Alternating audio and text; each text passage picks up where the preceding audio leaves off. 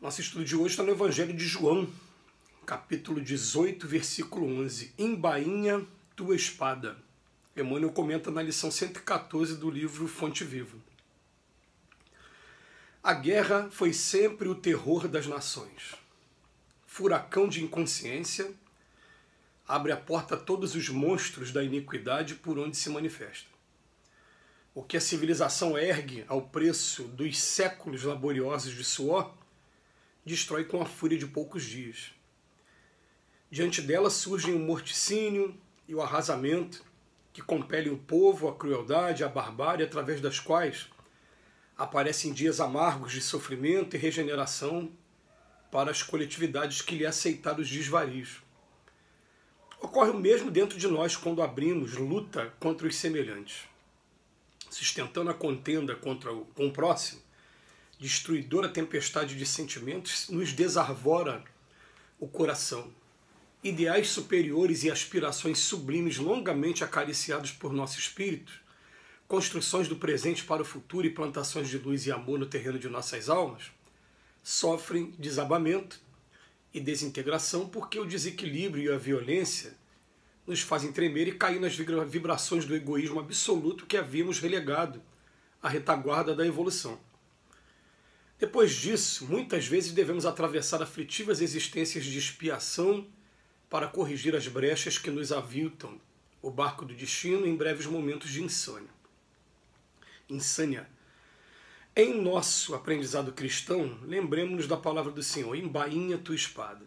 Alimentando a guerra com os outros, perdemos-nos nas trevas exteriores, esquecendo o bom combate que nos cabe manter em nós mesmos. Façamos a paz com os que nos cercam, lutando contra as sombras que ainda nos perturbam a existência para que se faça em nós o reinado da luz. De lança em riste jamais conquistaremos o bem que desejamos. A cruz do Mestre tem a forma de uma espada com a lâmina voltada para baixo. Recordemos assim que, em se sacrificando sob uma espada simbólica devidamente ensarilhada, é que Jesus conferiu ao homem a bênção da paz com felicidade e renovação. Aproveitando mais uma vez essa capacidade de poesia do Emmanuel. Emmanuel termina dizendo que o símbolo do cristianismo, que é uma cruz, é como se fosse uma espada cravada no chão que foi colocada ali, aposentada de vez. Né? E aproveita essa lição para falar embainha tua espada. Vamos lembrar em que momento esse texto foi trazido para a gente. Foi o momento em que Jesus estava sendo preso, foi entregue através da traição de Judas, com um beijo, e quando os guardas se aproximam de Jesus para prender Jesus, o que acontece? Pedro puxa uma espada e corta fora a orelha do soldado romano. Jesus, naquele momento, aquele soldado romano que estava com a intenção de prendê-lo, Jesus energicamente chama a atenção de Pedro. Pedro, embainha tua espada, pega a orelha que está no chão, coloca de novo no lugar e, através de um processo de cura que deve ser maravilhoso você assistir ao vivo, ele consegue suturar e fazer com que a orelha fique de novo no local. Quer dizer, um conhecimento de medicina que hoje nós estamos chegando através de aparelho, ele já tinha naquela época e estava usando com o recurso que ele tinha naquela época. Né? Tudo a gente vai entender um dia que tudo faz parte da natureza. A gente que ainda não atingiu esse tipo de conhecimento. Mas Jesus faz aquilo e vira para Pedro e fala a seguinte sentença: aquele que pela espada fere, pela espada será ferido. O texto de hoje traz dois momentos. Traz um momento que fala das guerras e o quanto elas trazem sofrimento para as coletividades que se entregam a elas, e também o quanto elas fazem a gente ficar durante várias existências ainda resgatando esses efeitos do que a gente praticou, principalmente quando se pratica a guerra com desumanidade, com crueldade. É interessante a gente falar dessa maneira, porque muita gente vai estranhar, mas peraí, o que você está querendo dizer?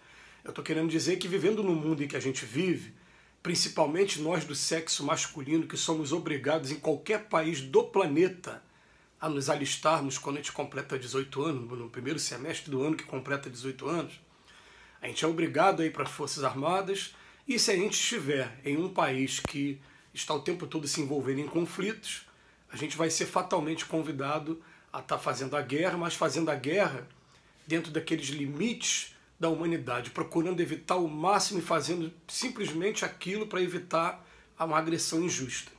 Se a gente imaginar aqui, tenta imaginar que algum país da América Latina, de repente, acha que mulher não pode ter direito igual ao homem e começa a querer invadir a gente, querendo submeter as mulheres, igual aconteceu no passado.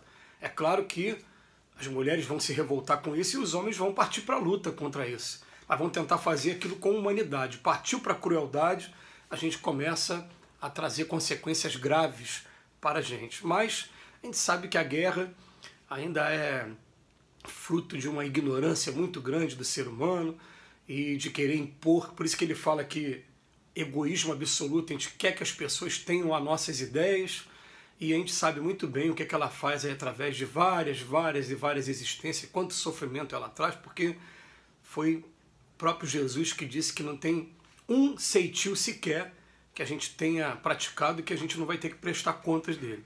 Então prestar contas é reparar aquilo que a gente fez, compensar de alguma maneira o mal que a gente fez, para a gente ficar com a consciência tranquila e seguir em frente. Mas só que, como a gente vive num país que, graças a Deus, os conflitos que nós tivemos aqui ao longo da história foram Guerra do Paraguai, foi um karma muito grande que a gente tem ainda com relação à escravidão e o abuso da mão de obra negra, né? E também foram aqueles que foram voluntários para a Força Expedicionária Brasileira na Segunda Guerra Mundial, que foram para Monte Castelo, defender lá, na época, contra a Alemanha, lutando com a força aliada, né, com os Estados Unidos, Inglaterra e França. Mais precisamente com os Estados Unidos naquele momento. São os 3 episódios que a gente tem. Guerra mesmo que a gente tem aqui no Brasil é a guerra da violência urbana. É uma guerra que, infelizmente, toma, às vezes, muitas das vezes, proporções muito maiores do que esses conflitos que a gente vê, né, no Oriente Médio, vê na Ásia, vê em alguns lugares. Mas Emmanuel vem chamar a nossa atenção aqui para falar que para a gente que quando a gente também, né,